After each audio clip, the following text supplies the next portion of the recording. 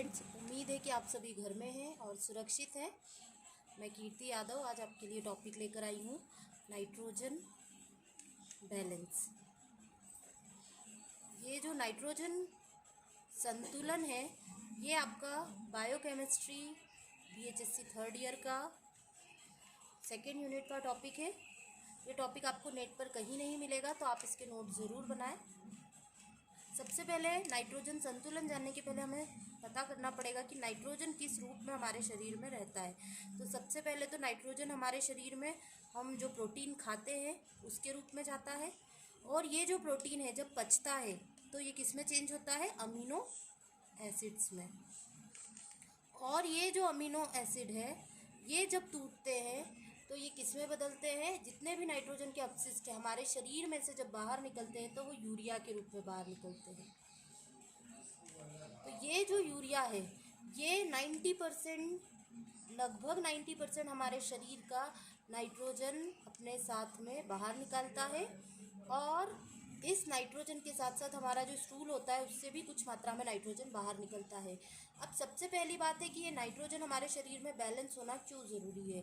तो आपको बता दें कि जितना भी हम खाते हैं, वो जो भी खाया हुआ पदार्थ है उसमें से नाइट्रोजन जो है वो फ्री होता है, और ये जो फ्री नाइट्रोजन है ये हमारी शरीर के लिए बहुत ज़्यादा घातक है।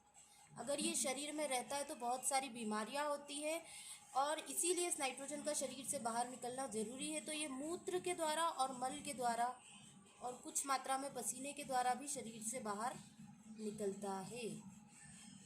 सबसे पहली बात कि ये जो मल मूत्र है ये निकल रहा है, तो ये नाइट्रोजन का संतुलन हमारे शरीर में कैसे बना रहेगा। तो आपको हम एक चीज़ से बताते हैं कि जब भी हम भोजन लेते हैं तो भोजन में जो मात्रा होती है वो होती है प्रोटीन की, और ये जो प्रोटीन है ये क्या करता है? शरीर में मरम्मत का काम करता है, और शरीर के जो टूटे हुए अंग हैं उन्हें फिर से टूटी हुई कोशिकाओं को बनाने का काम करता है, और इसके अलावा ये क्या करता है? शरीर के अंदर शरीर का निर्विकास करता है। जैसे हम बड़े हो रहे हैं, हमारी हाइट बढ़ रही है, मोटे हो रहे हैं, पतले हो रहे हैं, इन सभी में नाइट्रोजन और इस अमीनो अम्ल और प्रोटीन का बहुत महत्वपूर्ण रोल है। अब ये हमारी बॉडी में संतुलन में रहना क्यों आवश्यक है?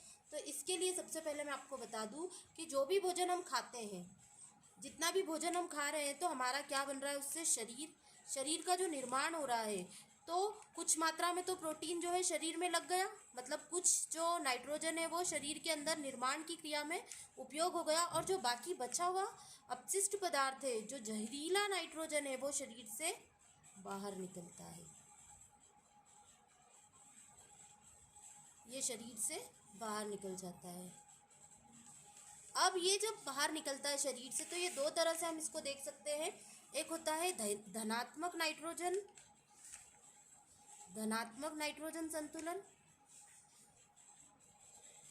दो तरह का होता है नाइट्रोजन संतुलन, एक धनात्मक और दूसरा ऋणात्मक नाइट्रोजन संतुलन।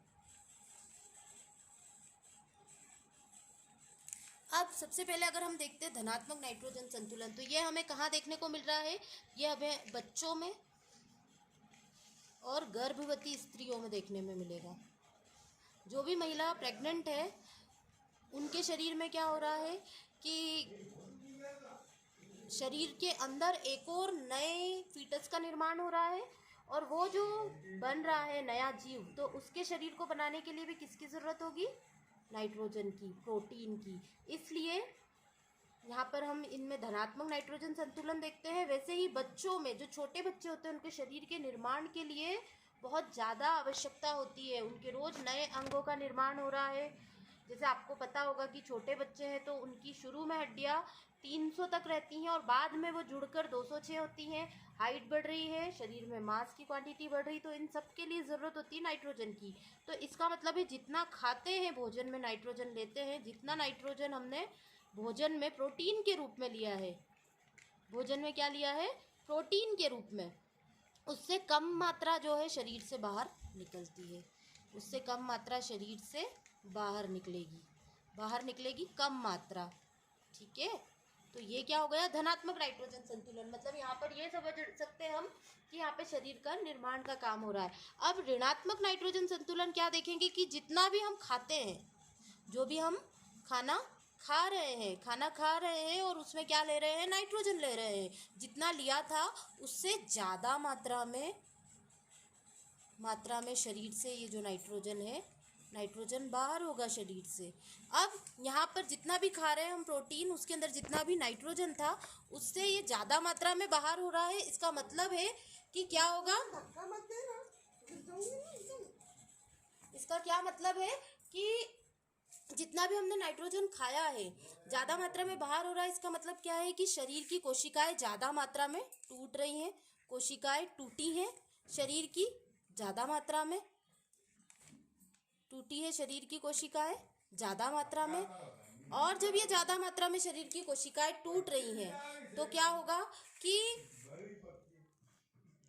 होगा जब ये कोशिकाएं ज़्यादा मात्रा में टूटेंगी शरीर में से, तो कि यहाँ पर जितना हमने खाया है उससे ज़्यादा जो हमारे शरीर में बना हुआ है, हमारा शरीर पहले से जो प्रोटीन से बना हुआ है, जो भी हमने पूरी लाइफ में खाया था वो भी अब शरीर से बाहर निकल रहा है। तो ये किस में देखा जाएगा, बूढ़े लोगों में, बूढ़े व्यक्ति में और बीमार में।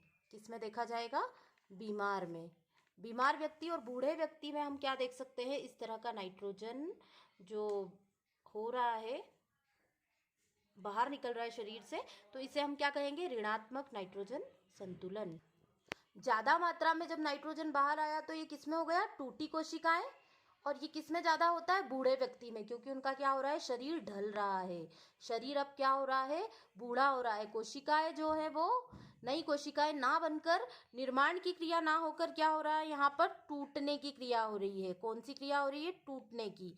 और हमने इधर क्या देखा, जब धनात्मक नाइट्रोजन संतुलन देखते तो इसमें हम किसकी क्रिया देखते हैं, निर्माण की। इस तरह से शरीर में क्या होता है, नाइट्रोजन संतुलन होता है। यहाँ पे हम दो चीजें देख सकते हैं। अगर किसी व्यक्ति का शरीर, जितना नाइट्रोजन हमने खाया है, अगर हम नाइट्रोजन पूल देखें तो यहाँ पर जितना नाइट्रोजन प्रोटीन के रूप में लिया है, अगर उतना ही शरीर से बाहर निकल रहा है या उससे थोड़ी सी कम मात्रा में बाहर निकल रहा है, मतलब व्यक्ति क्या है, स्वस्थ है, एक सामान्य व्यक्ति।